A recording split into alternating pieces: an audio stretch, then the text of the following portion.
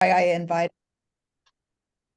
Dr. Brad Malin to join us today. He is going to be presenting a PowerPoint on one size does not fit all, how to build respectful cohorts for biomedical data science. And I think I first met Brad probably about 5 years ago because he's been very involved in the All of Us research program and leads the CAPS working group, which I think you're going to have to help me remember what that stands for, but it has to do with Committee on... The Committee on Access, Privacy, and Security. Yeah, and I was a part of that, and I really just had an opportunity to watch Brad in action. He is the vice chair for research affairs in the Department of Biomedical Informatics at Vanderbilt University Medical Center, and a professor of biomedical informatics, biostatistics, and computer science at Vanderbilt. So he has a very extensive bio. We have published that for you all to read. I'll see if I can cut and paste it. I have the good fortune of being able to work with Brad on the Ethics and Trustworthy AI Core, which he is the contact PI for, and we have 4 MPIs involved in that. And with that, I'm going to turn it over to you, Brad, and I'm going to see if I can paste your full bio in the chat for folks. Sure. Let me share my screen. Yeah, go ahead. All right. So when Camille, am I sharing? Yes. Yep. All right, great. So when Camille asked if I would talk about ethics and AI, I said, maybe we don't want to talk about AI just yet because in the program we're not quite there. We don't have data on the table.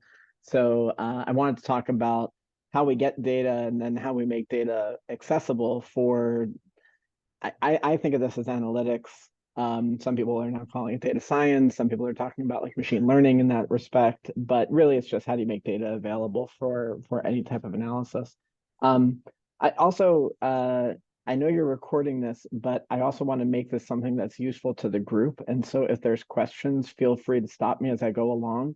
I'm going to cover some case studies about how we have tried to address some of these issues of data collection and sharing and use over the last, I guess, maybe about 15 years or so.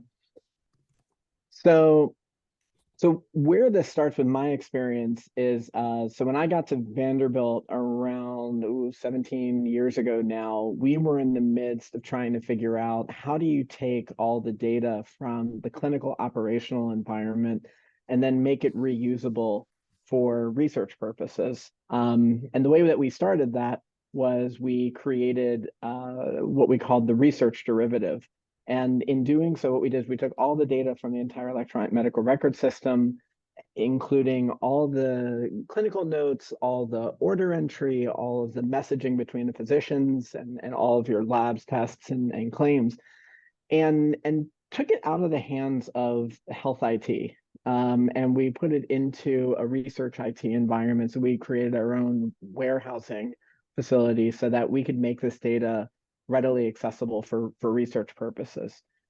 This was a strategic decision because we didn't want to get in the way of what was going on within the hospital, and the hospital didn't really want to be involved in facilitating specific research projects. So this was I think of this as like, how do you start to reduce friction towards getting to research with clinical environments? And this was one of our big aha moments.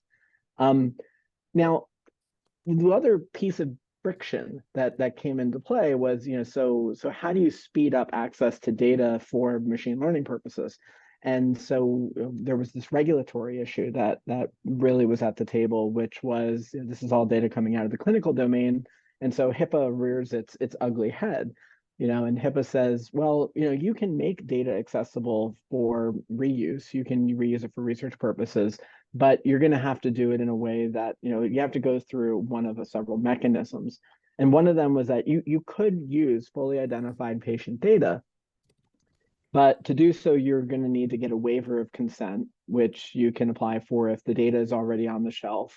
And you can show that the consent is impracticable to obtain. And so if you can show that and that's minimal risk to the patients, then you would be granted that waiver and you could do research with the data. Now, notably, this is all research that would be covered under HIPAA.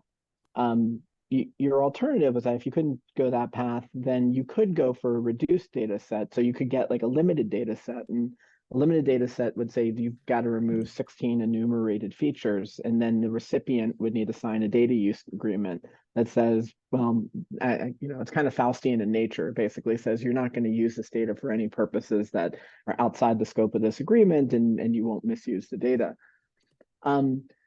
And then there was this other path that said, so limited data sets are also covered under HIPAA, just keep that in mind. And then there was this other path that said, you can create a de-identified data set, which would be outside the scope of HIPAA. And that would allow you to go for exemption with respect to a review under an IRB. And there were several different ways in which you could do this. You could do either a safe harbor data set or an expert determination approach towards data protection. And so what that specifically meant was that HIPAA had a very specific definition of identifiability. And it said, it can't be information to identify somebody, and it can't be information that had a reasonable basis to identify them. And so when it defined safe harbor, it said there's 18 types of features that you would remove. And you need to attest to the fact that you had no actual knowledge that the residual information could be used to identify someone. Now, that's actually not the first thing that was laid on the table when the privacy rule came out, or was under promulgation.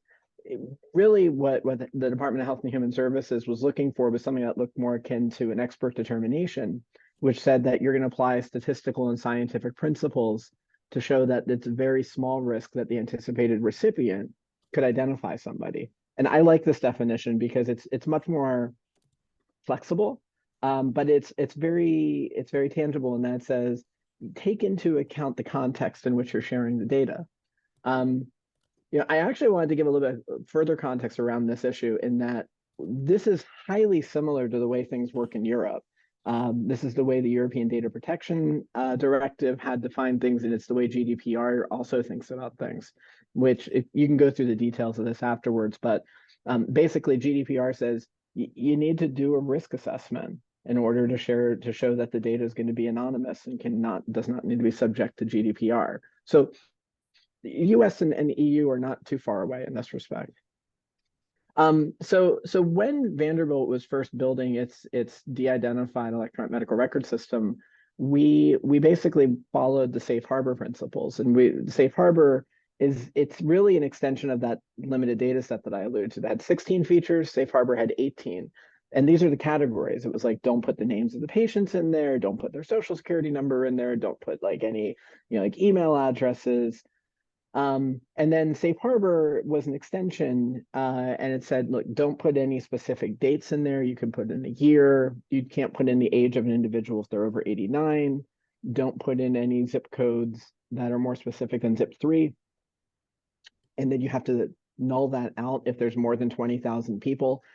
Fact for you, there's really only about 10 places in the country, 10 zip 3s that actually fit that designation.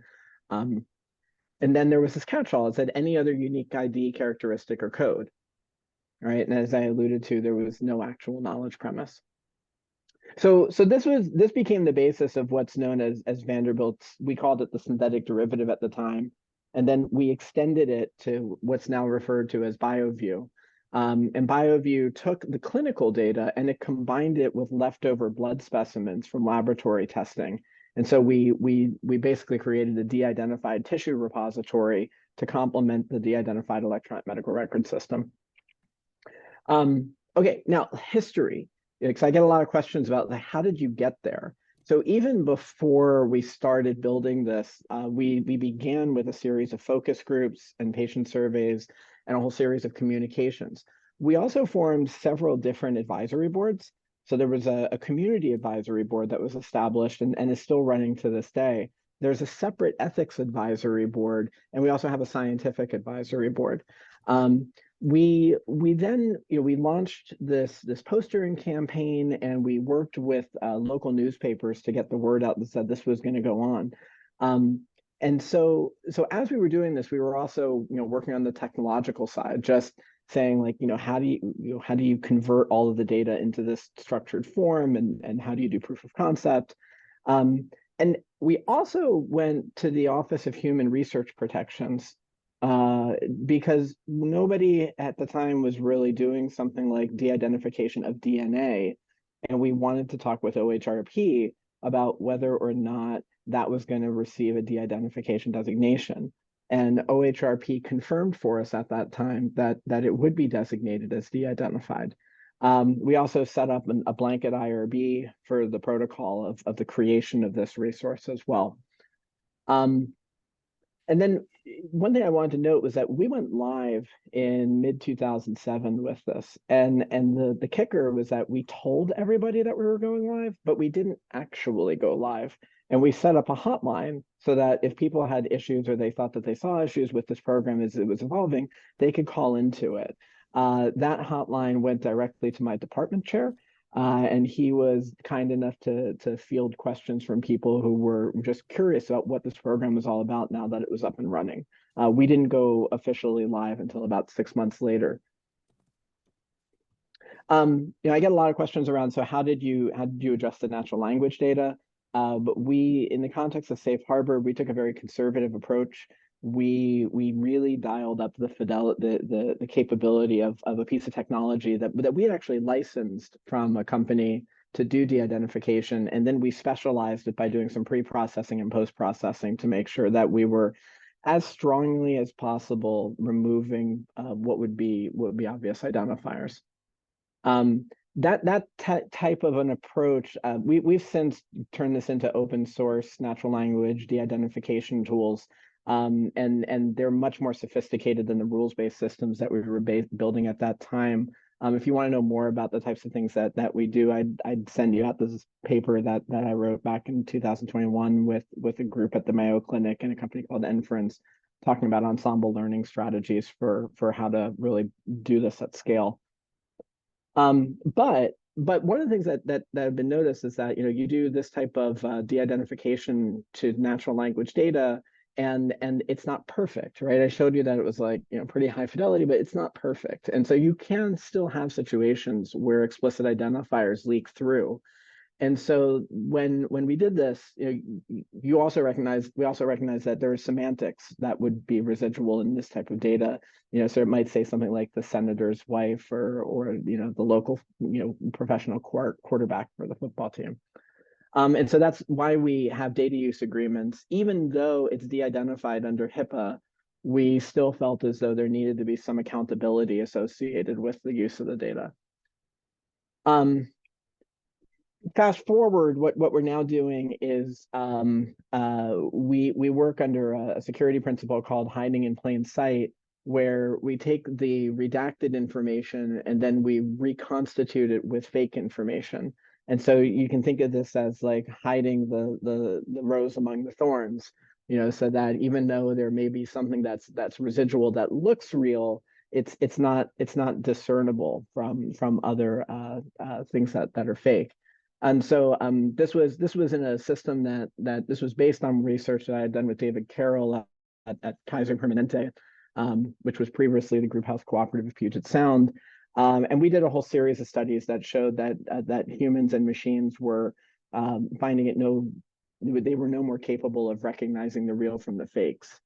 So I will skip this part of it. This gave us a de-identification performance with respect to Safe Harbor that had fidelity of, had a recall that was higher than 0.99. Okay, so that was what we were doing at Vanderbilt, and then Kaiser was starting to do something similar to us, and around that time, the NIH, particularly National Human Genome Research Institute, said, hey, this is a really interesting concept. Could you do this on a broader scale? And so they funded what became known as the Electronic Medical Records and Genomics Network, or eMERGE. And so we began facilitating support. We became part of the coordinating center that was trying to help everybody do de-identification for all of their electronic medical record systems. And so that was when we transitioned from using a safe harbor strategy to the more flexible statistical standard, or the expert determination. And for those that aren't familiar with this, this is verbatim from from the regulation where it says that you'll use generally accepted statistical and scientific principles and methods, blah, blah, blah, blah, blah, which I've already talked about. The reason why I wanted to point this out is that there's definitely a lot of legalese here, right? This notion of what is generally accepted comes up. What is reasonably available information? And so it does turn the notion of expert determination into a bit of an art form. And so I want to try and demystify that art to give you some illustration of how we put that into practice. So just a quick primer on this from a technical sense. Basically, what we do is we take a data set that we're interested in sharing, and then we say, so what happens if we subject it to safe harbor? And then we use that as like the threshold. That's what the federal government would say is an acceptable level of risk if you just stuck your head in the sand and tried to share the data. So instead, we then would say, well, what would alternatives look like? And so this is where we look at population estimates and the population statistics, and we will tune so that the risk of however you make the records look is no worse than safe harbor. And that's what we call the statistical cohort. And so we applied this towards a couple of the different data sets that the eMERGE network was building at the time. And so what I'm showing here is just the different phenotypes that these data sets corresponded to. And so what you can see is that, there were some really interesting ones like dementia and cataracts, where if you had applied safe harbor, you would end up you'd end up truncating the data set up at this upper age group. And you can see in the group health data, you'd almost lose data on about half of the population. So that was not an ideal situation. So instead, what we did was we started looking for alternative ways of sharing the data, and we were trying to tune the details with respect to the various demographics. And each time we did, we said, is this going to be no worse than safe harbor? And that was how we were able to come up with various policy alternatives for how these organizations could share the data. And at the time, they had to deposit the data at dbGaP, or the database of genotypes and phenotypes at NHGRI. At the NIH more broadly. Okay, so that's just an illustration of how we started to put this into practice with eMERGE, and then after about 7 or 8 years of eMERGE running, there was this push to get much broader types of data. So we saw medical records data and we saw genomic data, but people were asking questions about how do you get socioeconomic status? How do you get clinical trials? How do you get all the other stuff like retail purchases, social media, fitness? And how do you get all this from not just a single person, but how do you build up familial relationships between a parent and their children? And so this became the basis of what's now the All of Us research program. And so all of us kind of, it morphed out of like what was being shown as possible under things like eMERGE. Only in eMERGE, we didn't do so much, we weren't doing consent-based research. That was de-identified research. All of Us is where we started to do a consented cohort. And so I want to give a little bit of an illustration of how we've been thinking about things in All of Us. Was there a question? Nope. Okay, so with All of Us, what we've done is we've created a tiered approach towards data access. And the first thing that we did was we built a public access site. And so this is an environment that anybody can access without logging in, but it's summary statistics only. And so what do I mean by that? So this is an example of the type of dashboards that we now have up on All of Us's website. And this is an illustration of how we provide counts with respect to the these are the conditions that the individuals have in the resource according to our latest version of the data. We're now on version 7. And so you can see that the highest, the most popular, most frequent clinical condition is literally pain. And then after that, it's infections. And what I wanted to point out here is that these dashboards, it's aggregated and they're rounded counts. They're rounded to their nearest multiples of 20. And so we did this so that people couldn't issue queries over and over again and triangulate against specific individuals. But you can do these types of queries for diagnoses, for medications, for survey responses, any type of information that we've collected information about. So that was public. We then proceeded to build several sandbox environments so that the data would be analytics ready for the research population. And the way that we did this was that we staged all the data out into the Google Cloud platform, and then we put we make all the data acceptable through a system called TerraBio, which was built over at the Broad in combination with a team over at Verily, which is working with us on this. And then that allows you to put Jupyter notebooks on top of Terra, which has kind of become the de facto standard for running data science investigations on top of data. And then we split the sandbox environments into two domains. And the first is what we refer to now as the controlled domain. And this is where we give data to trusted investigators, and I'll explain what that means in a moment. And this is where we have like whole genome sequences. Our latest set of whole genome sequences is now 250,000 individuals.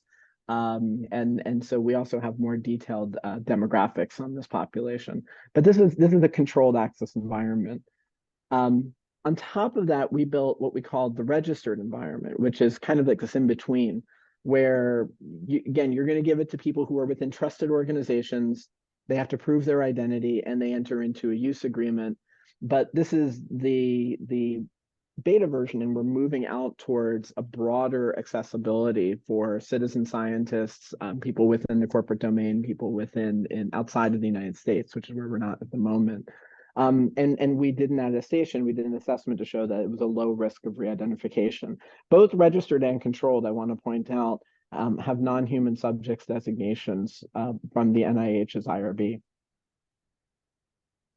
Now, so what did we do specifically to the data? So registered is what I get a lot of questions about, because this is the one that we're making more broadly available.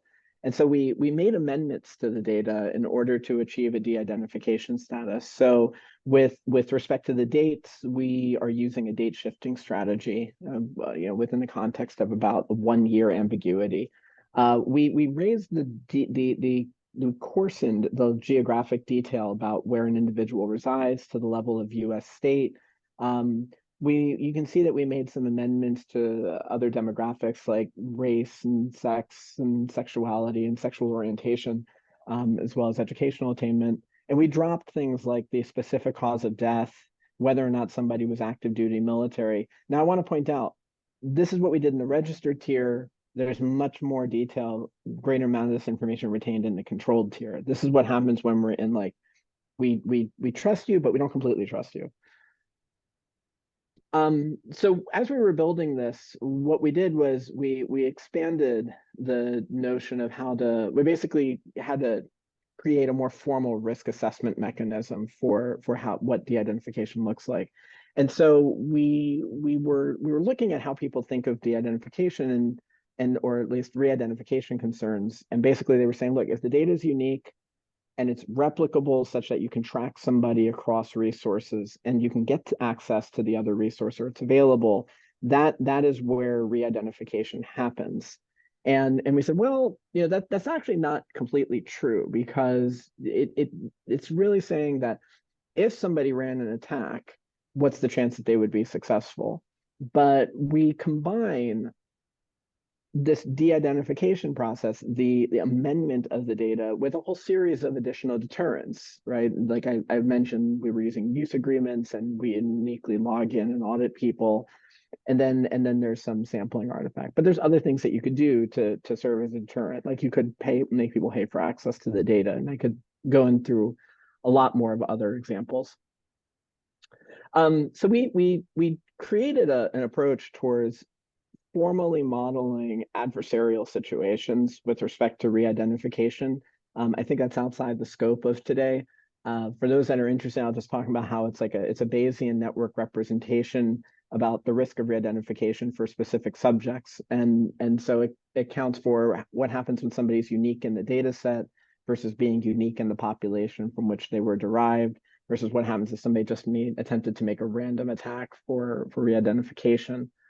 But more importantly, we use that as the premise for what we do with all of us, which is the whole process we describe in this paper that was published earlier this year.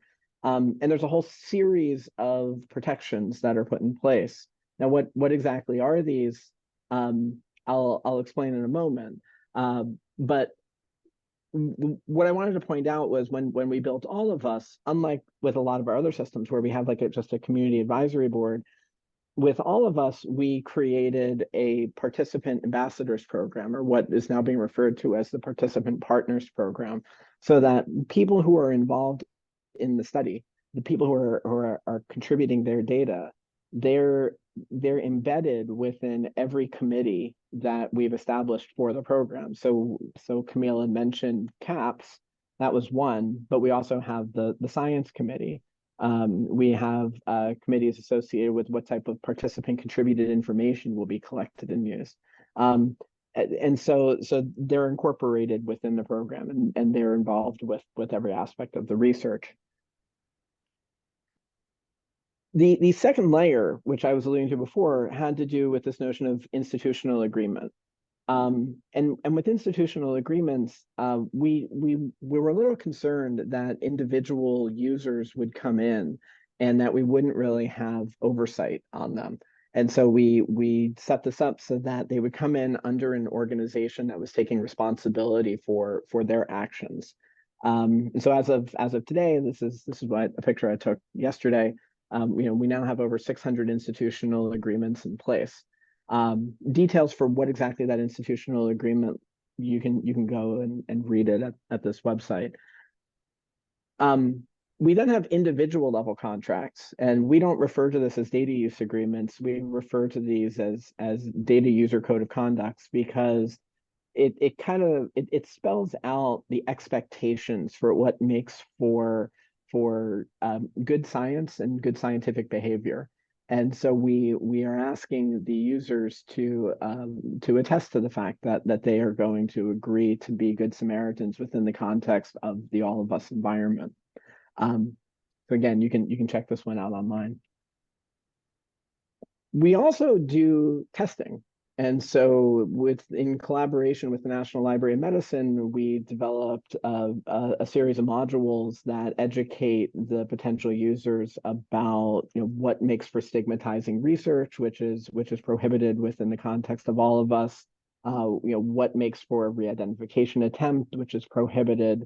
And at the end of the training, the users have to take a test to demonstrate that they've actually learned something and they understand why they're going to be permitted to have access to this data. From a technical stance, I mentioned the fact that we put all the data out on GCP. One of the reasons why we did that was because it's FSMA and FedRAMP certified. I mean, we could do this over in an AWS work on GCP, and now we'll work on Azure as well. And so we're working on giving people flexibility about which cloud environment they want to use. But for if there's techies out there, basically what we're doing is all the data is stored in a BigQuery environment. It's Jupyter plus Python. You could use R if you wanted to. What's notable about this, though, is that we have control over workspaces. And so you can allow somebody to come into your workspace, or you can allow your workspace to be ported so that somebody else can work on the notebook that you were working on, or like the programming environment that you were working in. But we don't permit download of individual level records, and so we do monitor for egress. And so we're looking at how big the packets are that are going back and forth between the user and the system. From an authentication standpoint, when we first started this program, we piggybacked on the NIH's ERA Commons ID. And we said, this is going to be an ERA, this is going to be an NIH sponsored system. So if you want to access the data, then just authenticate that you have an account with the NIH, and then you can come in and work with the data. We've since transitioned towards login.gov because the federal government transitioned to login.gov. You no longer use an ERA Commons ID and password to access your NIH page. You have to go and verify yourself through this system. We get about 99.9% verification. This is where there's an interesting management challenge, particularly with people who are new into the country.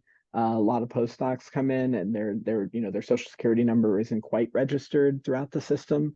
And so we end up having to work with their organizations to verify their identities before we grant them access. So that's about management of accessibility to the resource and the data.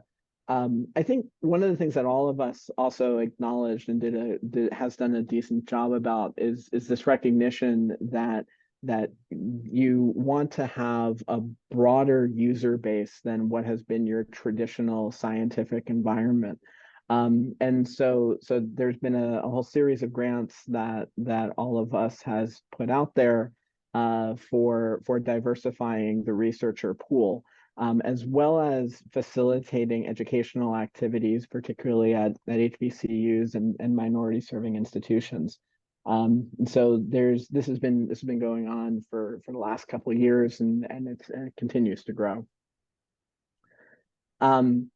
That also has been reflected in another program that I'm involved with that the NIH started a couple of years ago, which is known as the AIM-AHEAD initiative.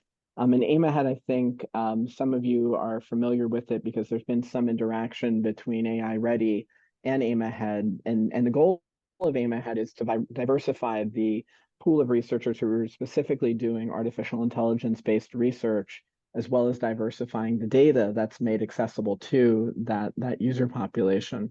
And so this is an interesting strategy because the way that we've designed AIM-AHEAD is that we created it as a hub and spoke model. So there's 6 regional hubs around the country that serve as the point of contact for various organizations that are going to bring their students or junior faculty into this program.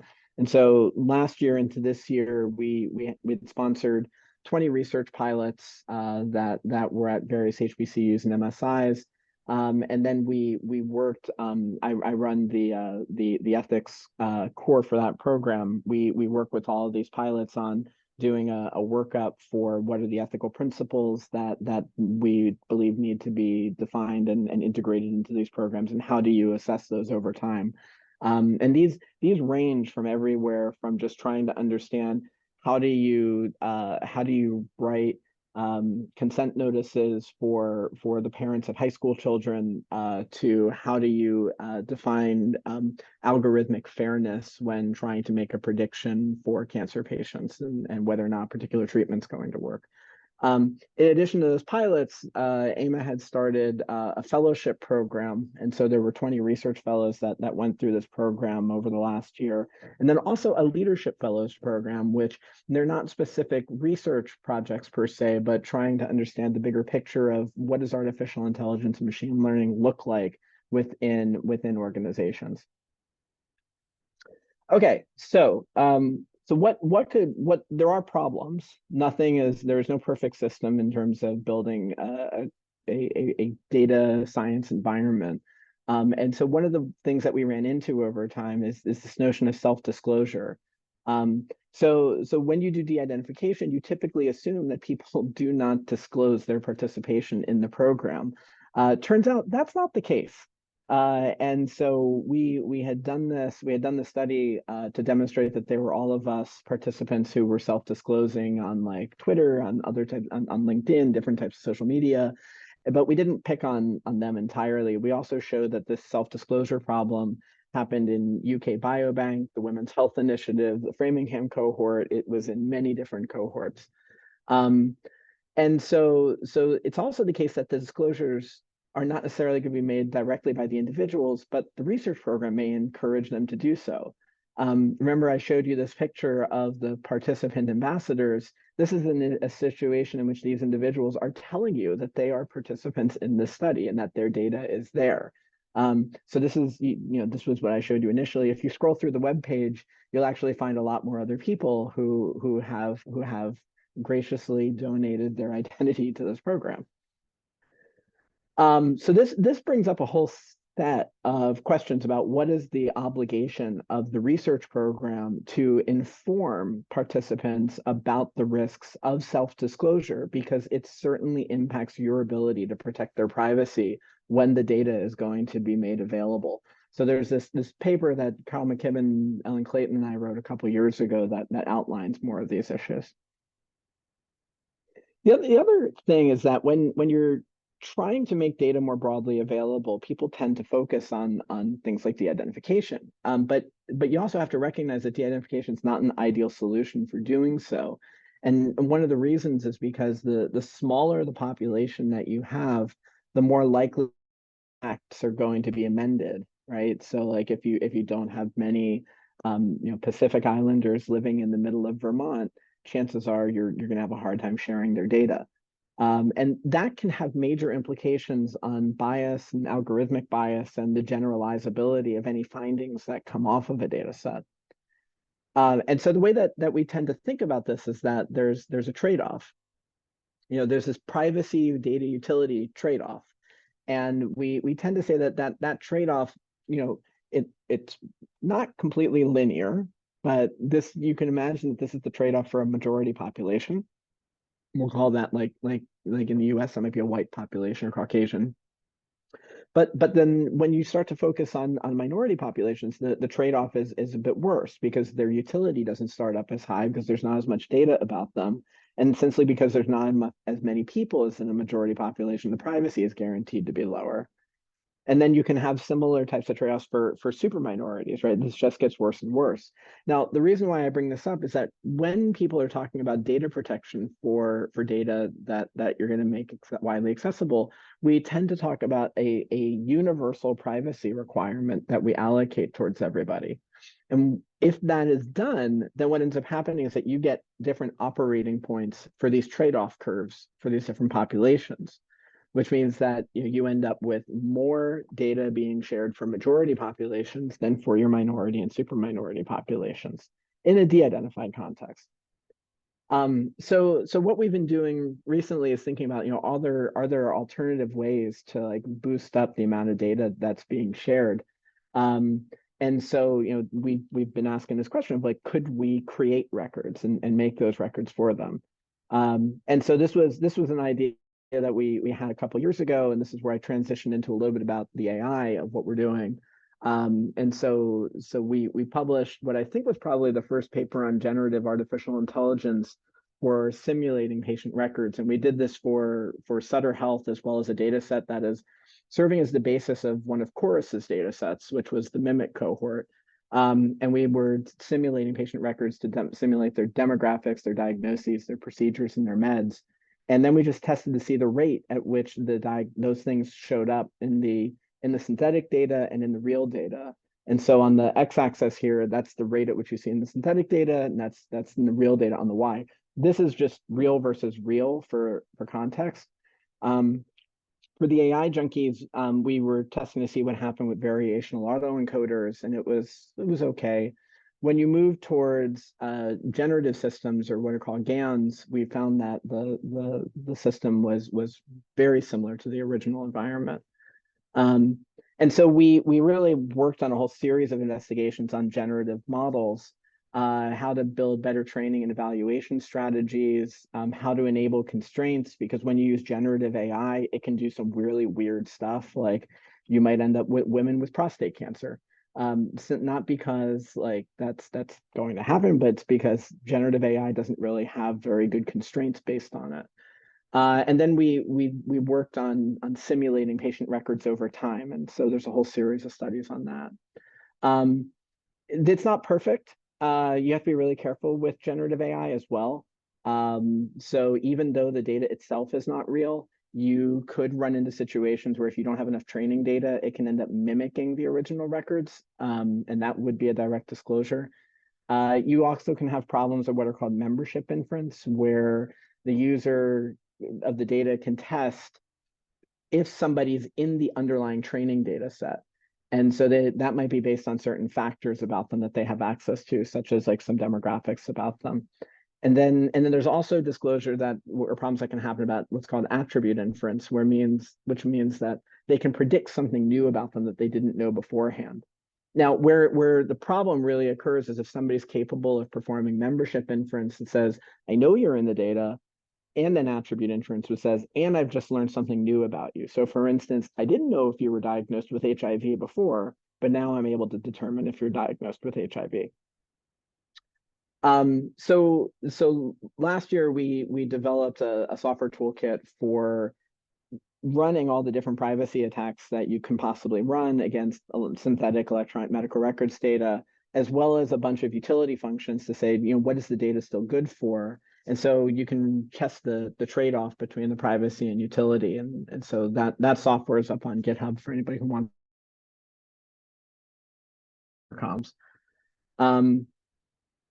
Yeah, so what I didn't tell you is, and so I'm at the end, but all I'm going to say with respect to synthetic data is that where we are is we have now generated 2 synthetic cohorts for all of us, one on breast cancer and one on type 2 diabetes that we're about to make available a little later. Probably we were trying to get it out by the end of this year, but we'll probably be early next year.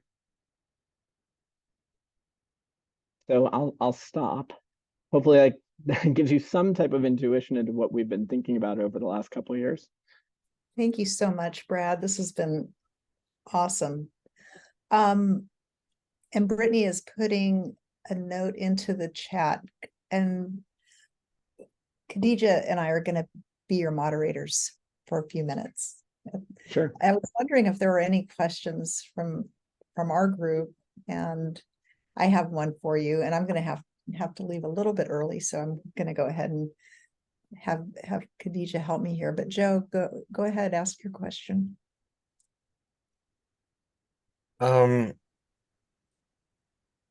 don't know if you thought about this, because it seemed like you were very specifically talking about AOU. But for studies from the 90s, like Framingham, Stronghart, Jackson Hart, where some of the consents in those studies said things like your data will be removed when you pass away, and no authority of your spouse or children will be able to keep the data in data set, stuff like that, or the study will continue until such a time as the sample runs out or the program is no longer funded. That kind of language, as it's being merged into sort of open data and possibly AI, is there like a determination at the NIH level or any AI tools level of what to do about that? Because like you're gonna have to reconsent, or did they decide? Like, I don't know all the different changes that happened in 2017, but a lot of them did, like secondary data use. There's some changes in the understanding of what that meant. But like what happens with that data? Is it going to live forever, or is it going to be destroyed, or like what's the process? Yeah, it's a great question. So yeah, it depends. So it depends. So here's the simple response, which is that under the common rule, basically privacy dies with the individual. And so unlike HIPAA, which grants people privacy rights 50 years after their death, the common rule says it only applies to living human subjects. And so unless the program has specifically offered rights to the individual that say, we will destroy your records upon your death, then what most places are doing is they default back to what the common rule says. And that's just because that serves as their legal basis. Now, is that the ethical basis? Not necessarily. And so I think that's it's a question that's on the table about what do you do with individuals upon their death. I think one of the challenges you run into, though, is that with a lot of these cohorts, as their data is getting increasingly reused in research studies, you're running into the situation where the study has the obligation to support reproducibility of publications. And so even if an individual dies and they would want and somebody said they won't want their data to be used anymore, the program is kind of stuck with a situation where they're trying to facilitate reproducibility of research. And so that creates a major tension.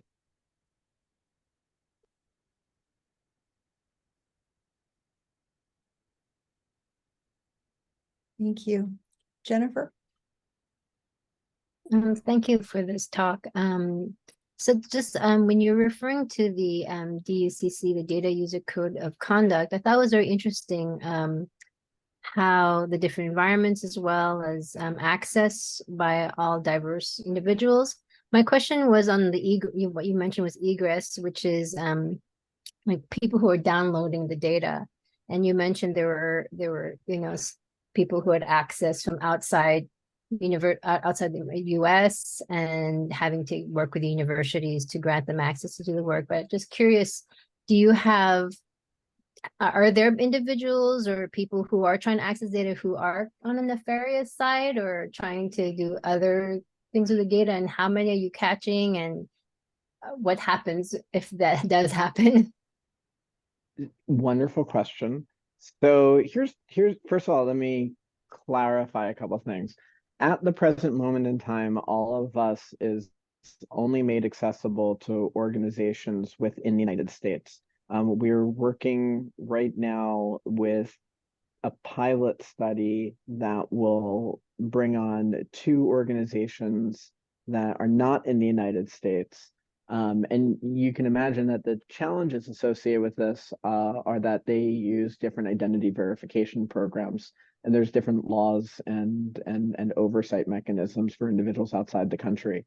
So this is a work in progress at the moment. Secondly, this question about like nefarious individuals.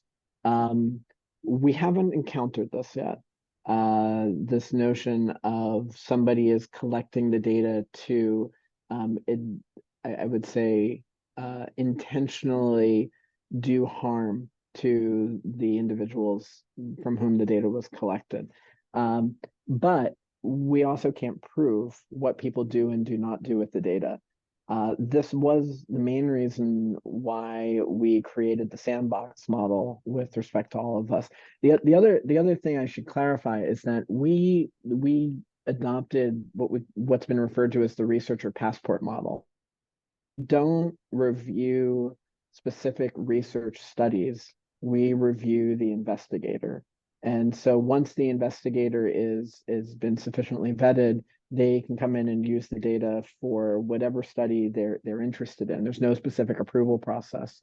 But under the 21st Century Cures Act, we do require everybody to create a public layman's description of every workspace that they've established so that people can recognize what's being done with the data.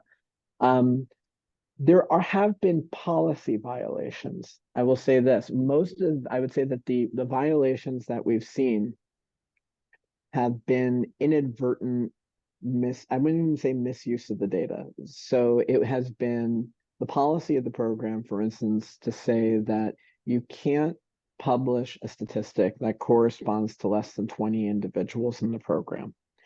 The program, however, doesn't review every publication that is sent out the door.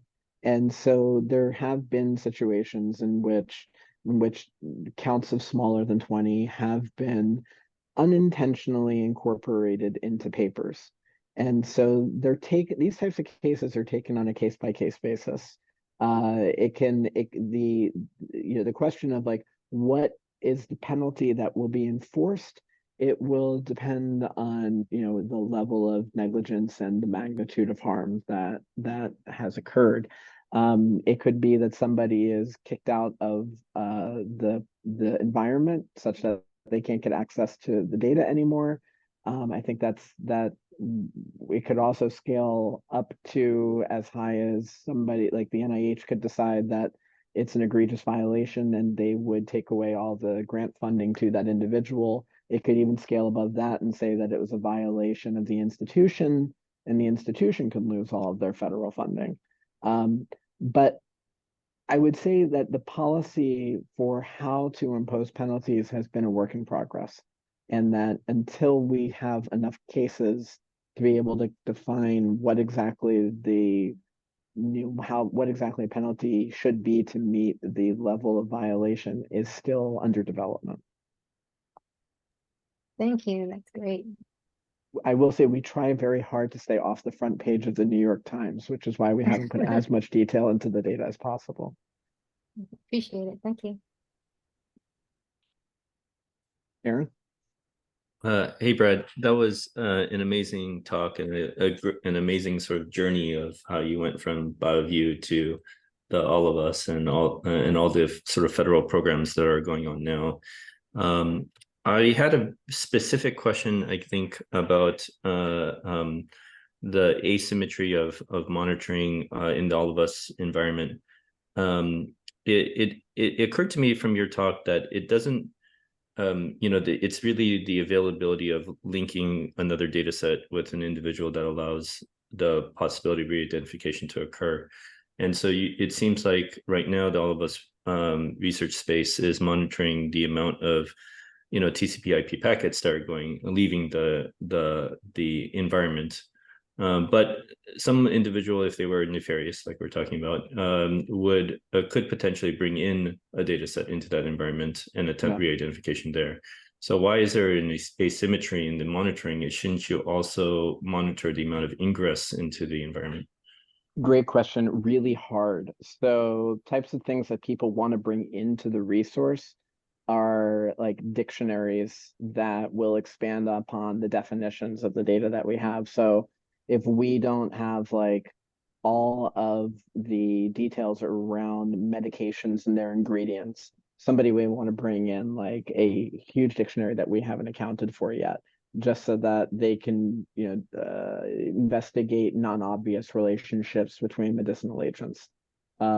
We've seen that happen. We've seen when people want to bring in information about, things from like the American Community Survey that are just like, details around all of, but it's at like an aggregated level, but it's a lot of information. It's like a very large amount of information that the Census Bureau has published. And so we can't really monitor that type of information. The trickiest part is, we can look into workspaces to see what people have put there, but there's no simple way to actively review everything in there for potential concern for linkage purposes. So if I understand correctly, I mean, there's a tension there, right? You want the data set to be useful for other purposes. In order to do that, you have to combine it with these other large data sets to build more inference power and things like that. But at the end of the day, it sounds like ultimately you are relying on trust. Like you are relying on the code of conduct that you ask people to abide by, and that is acting as almost like a implicit contract that they are agreeing to. Yeah, I wouldn't say it's an implicit contract. It's an explicit contract. It's a contract that is signed with the program. And so it is enforceable in that respect. What exactly it means to enforce it is another question. I would say, so it's contractually obligated in that respect.